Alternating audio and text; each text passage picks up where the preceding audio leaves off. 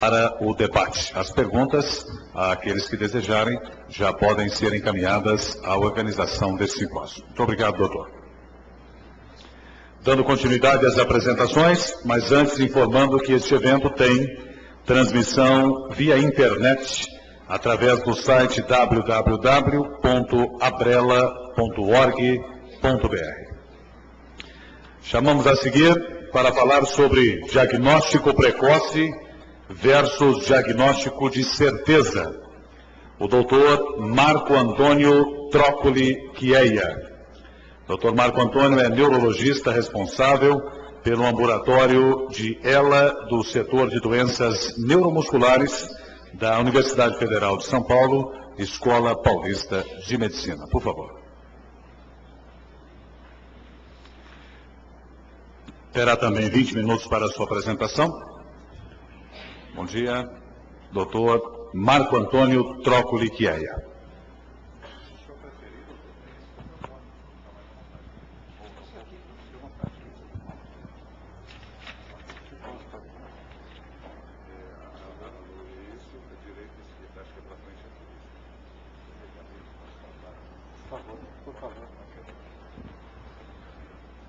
Muito bom dia. Obrigado pelo convite, organização, é um prazer estar falando para vocês.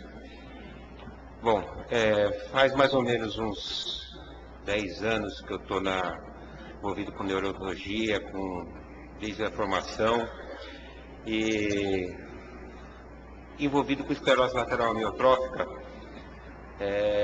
A minha vida gira em torno de esclerose lateral amiotrófica e nos momentos de reflexão, a gente vai descansar um pouquinho em São Paulo e tentar esparecer um pouquinho, né? E esparecendo um pouquinho em São Paulo, a gente vai tentar visitar o aquário de São Paulo, né? E a gente se defronta com Firefox. E não dá para relaxar um pouquinho pensando sobre esclerose lateral amiotrófica, né? E o nosso Firefox é o modelo do aquário de São Paulo. Parece que está tudo relacionado com esclerose lateral amiotrófica. E eu vou falar para vocês sobre o diagnóstico dessa doença.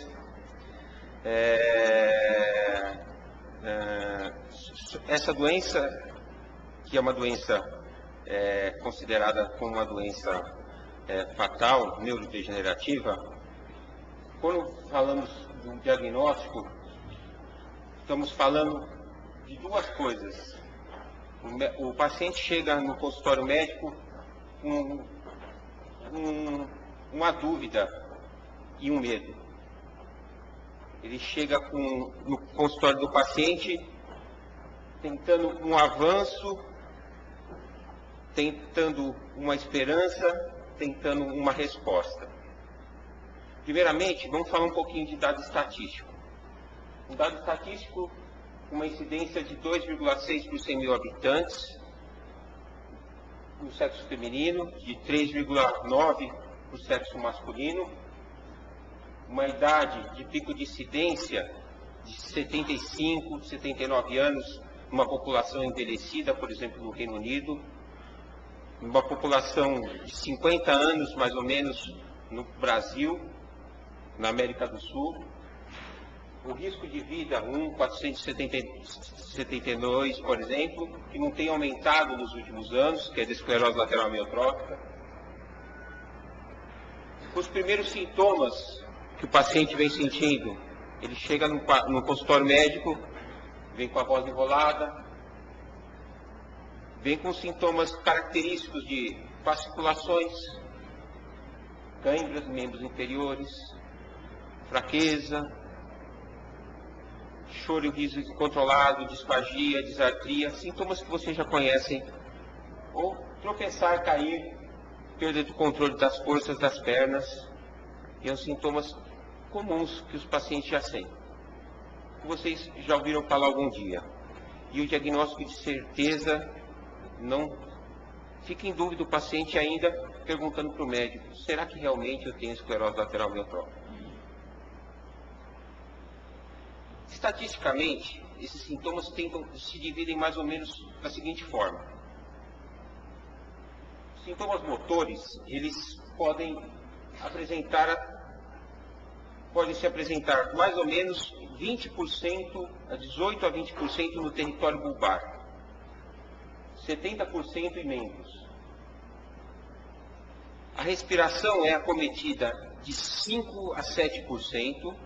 O sintoma respiratório pode ser 1% no primeiro acometimento fatal.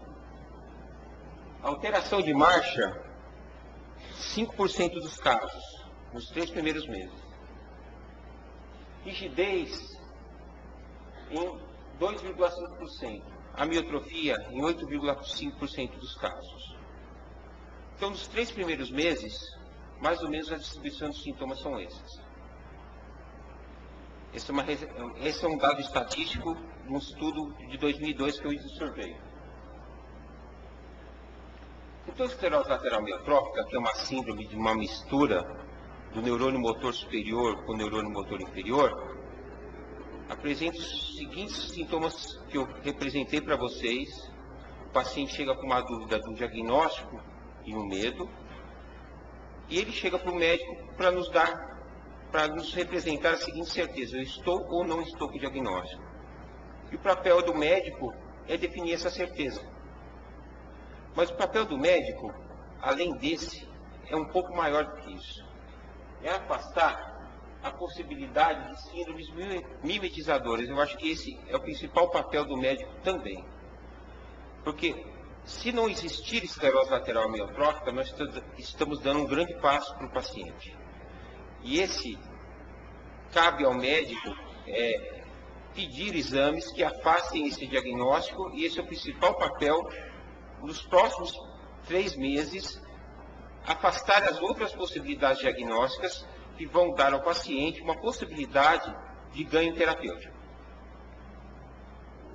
Os principais exames, como eu já referi para vocês, são também representados por sinais neurológicos, aqui listados, como sinais como espasticidade, sinais de Babinski, que são lesões do neurônio motor superior, fasciculações, câimbras musculares, disfagia, disfonia, hiperatividade e reflexo de vômito, que são sinais neurológicos, que complementam o exame físico do médico e vão definir essa lesão de neurônio motor.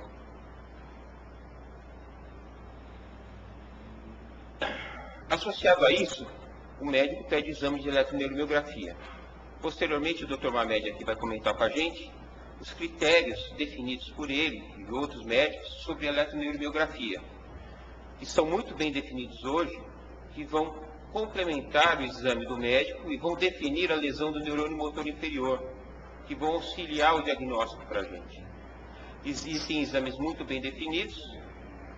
O neurologista, o especializado em doenças normalmente neuromusculares, muito bem já familiarizado com esse exame, vai definir essa doença.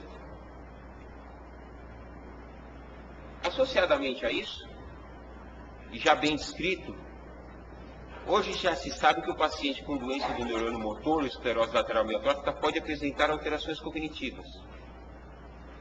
Isso, demência ou alterações cognitivas estão presentes como forma de demência frontotemporal em 5 a 10% dos casos. E alterações, sintomas depressivos, estão presentes em 30 a 35% dos casos de alguns pacientes com sintomas depressivos. E alguma forma de alteração cognitiva qualquer em até 50% dos casos. A fadiga, que é um sintoma dito como cansaço ou astenia, que é representada por excesso de atividade das unidades motoras remanescentes, pode ser o primeiro sintoma de paciente. Estão presentes na maioria dos pacientes nas primeiras consultas. E as fasciculações, muitas vezes benignas, mas nos casos dos pacientes com esclerose lateral amiotróficas muito bem já definidas, como perda de unidades motoras e associadas à fraqueza, nesse caso estão associadas a um decremento ou uma perda de unidades motoras. Existem pistas relacionadas ao paciente com esclerose lateral amiotrófica. As pistas mais comuns são atrofias do primeiro interósseo, no membro superior, a perda da raiz de L5-S1, ou pé caído, atrofia de língua, e atrofia de língua é um mistério, não fasciculação, mas atrofia da musculatura da língua, com dificuldade de produção da língua. Mas isso tem que ser levado em conta e com muito cuidado, pois existe também a atrofia de primeiro interósseo, uma patologia dita como atrofia monomérica ou espondilolistese cervical, que cursa também como atrofia de primeiro interósseo, e é uma entidade benigna em relação à esclerose lateral amiotrófica.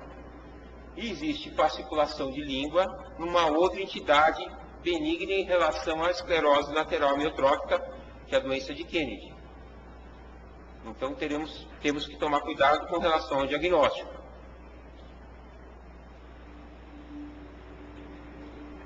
Com relação às síndromes, temos que afastar outras hipóteses diagnósticas no consultório médico, como deficiência de B12, esclerose múltipla, a síndrome da esclerose lateral primária com uma evolução benigna em relação à esclerose lateral amiotrófica, a evolução se posterga até 10 anos ou mais.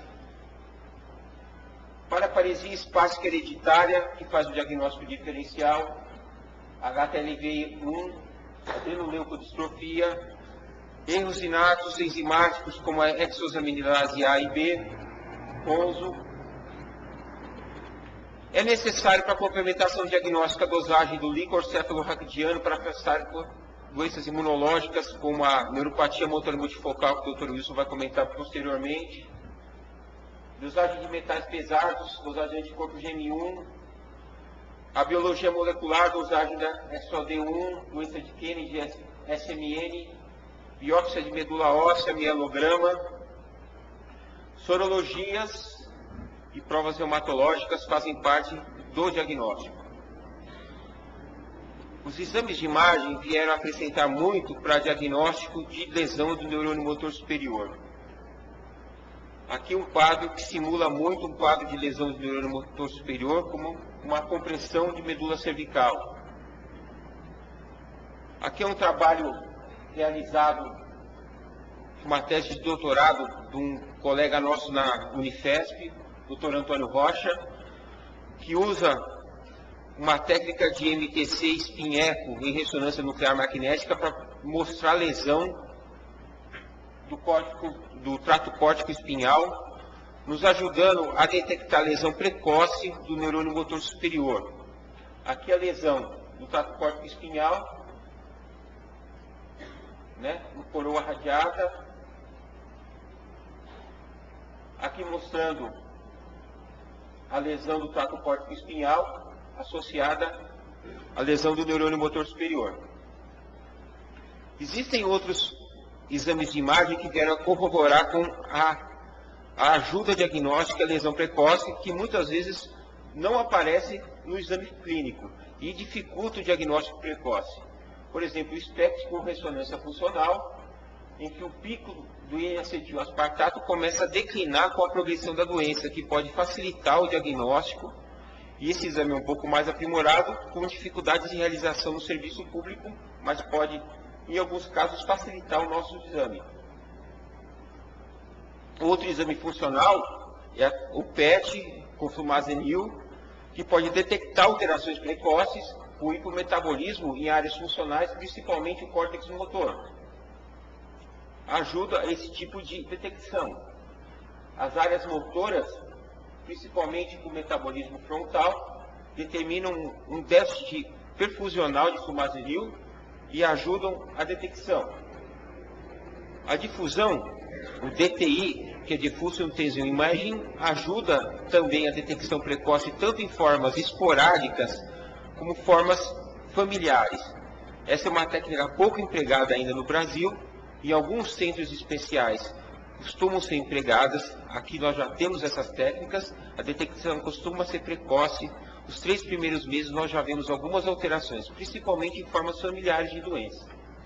Aqui são formas esporádicas de doença, em que nós pegamos lesões precoces em corpo caloso e coroa radiata, nas formas esporádicas.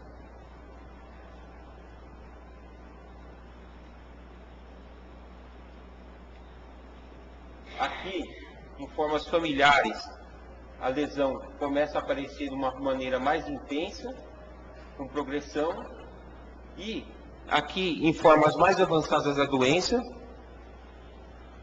a lesão se expande mais, com detecção até pedúnculo cerebelar, até pedúnculo cerebral, lesão contínua, associada a lesões posteriores. Outra forma de imagem que se auxiliou, que até nos critérios de eletroneurobiografia, em 2008, se associou para confirmar a lesão e o diagnóstico de esclerose lateral amiotrófica, é a tractografia, que detecta a lesão precoce do neurônio motor superior e já se considera como técnica para diagnóstico de esclerose lateral amiotrófica precoce. Já se faz com bastante frequência aqui no Brasil e facilita o diagnóstico precoce de lesões do neurônio motor superior, com até 3 meses de evolução de doença, e a gente consegue fazer o diagnóstico de lesão precoce. É uma técnica com bastante uso. O Voxel-Based Morphometric é uma técnica que se mede o volume do córtex motor, com 3 a 6 meses de início de doença, consegue-se fazer o diagnóstico, auxilia bastante também o diagnóstico de lesão do neurônio motor. Um bom exame clínico, detectando uma história progressiva, acometendo sumatoriamente regiões espinhais, comprovados por um exame clínico. Comprometimento do neurônio motor inferior através da eletroneuromiografia ou exame físico, e um neurônio motor superior através do exame clínico ou neuroimagem, faz o diagnóstico de esclerose lateral amiotrófica.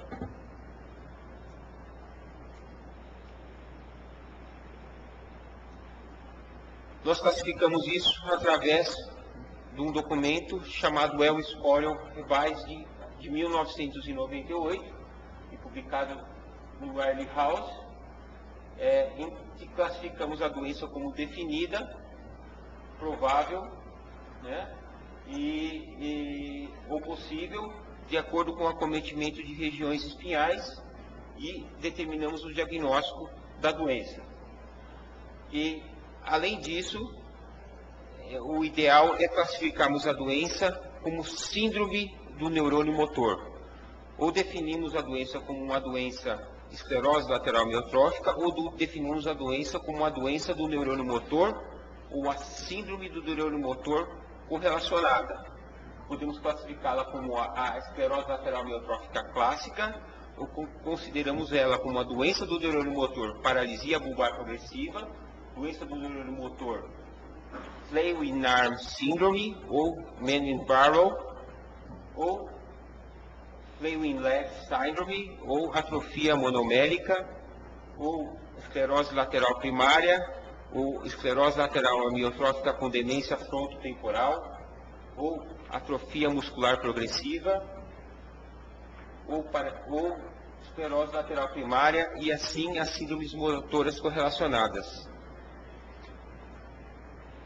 Temos a tendência também agora a termos uma classificação relacionada à genética, de acordo com a biologia molecular e os avanços com a determinação do código genético e a classificação de acordo com o DNA da pessoa.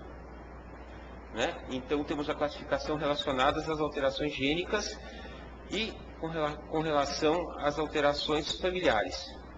Então, por exemplo, temos aqui com predominância na região no Brasil as alterações da VAP8, uma família brasileira que tem alteração genética com mutação no cromossomo 20. Temos o conhecimento das alterações da forma familiar, com alteração da SOD, com alteração do cromossomo 21. E aí a classificação já muda por uma forma familiar de esclerose lateral amiotrófica. Mesmo com todo esse tipo de classificação, com todo esse tipo de diagnóstico, é comum um erro diagnóstico após 2 anos de evolução.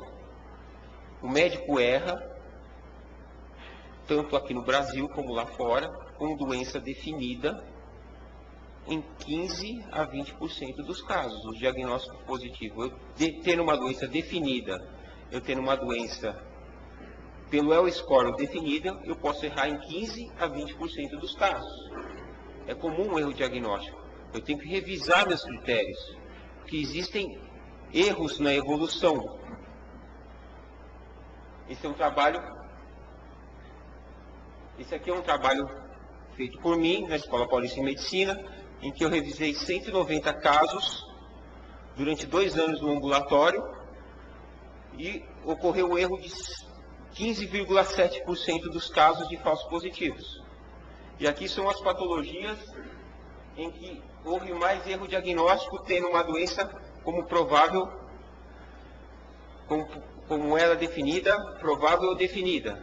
E aqui são as patologias que mais provocaram erros diagnósticos, como neuropatia motora multifocal, polineuropatia inflamatória crônica, mononeurite múltipla, um AMEP tipo 3, neoplasia de medula cervical, doença de Kennedy, todas essas doenças simulando o primeiro diagnóstico como esclerose lateral amiotrófica. O erro de falso positivo foi 15,7% dos casos. E revisando os diagnósticos, a gente tem que reformular o erro diagnóstico. O tempo diagnóstico é um outro problema. Nessa estatística de Vazac 2002, de 117 pacientes, a confirmação do tempo da forma bulbar é 10 meses em homens e 9,8 meses em mulheres. Na forma pendicular, 13 meses em homens e 14 meses em mulheres, sendo que os sintomas bulbares são mais frequentes em mulheres e apendiculares em homens. Outras técnicas, agora recentes, têm ajudado um pouco mais o diagnóstico precoce e talvez esses erros não perdurem tanto, como a eletroimpedance myography. São técnicas em que nós utilizamos eletrodos de superfície e tentamos medir a textura do tecido conectivo muscular, e com a textura desse tecido conectivo, essa mudança desse tecido conectivo nos ajuda a detectar lesões dessa estrutura neuromuscular e facilite a detecção das alterações da esclerose lateral amiotrófica. Essa técnica é recente, os estudos estão sendo encaminhados e os resultados têm sido animadores e esperamos que os resultados nos mostrem uma facilitação no diagnóstico. Outra técnica que incluíram no diagnóstico nos critérios de 2008, que é a estimulação magnética transcraniana, é outra técnica que provavelmente vão ser comentadas adiante. Outra técnica que auxilia o diagnóstico precoce.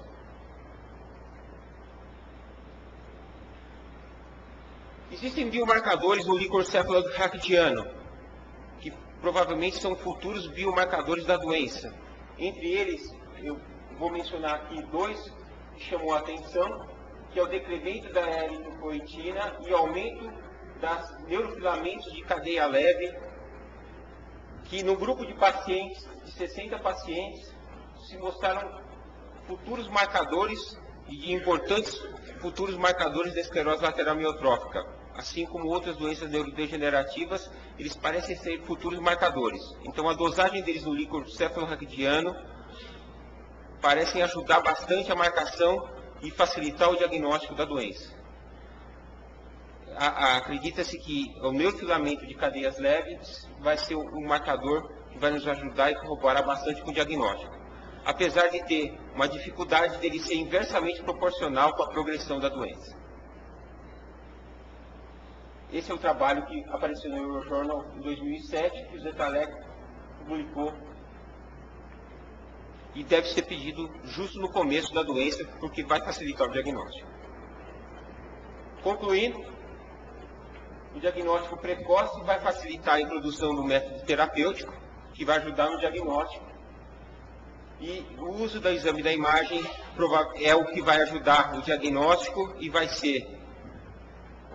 facilitar a detecção da lesão do neurônio motor superior e vai evitar o erro da lesão e exclusão da neuropatia motora multifocal e vai facilitar os erros nos diagnósticos de esclerose lateral amiotrófica. E qualquer mudança no quadro clínico abrupta deve ser revisado o diagnóstico, porque é muito importante excluir qualquer outra patologia. Bom, é isso que eu tinha que falar para vocês.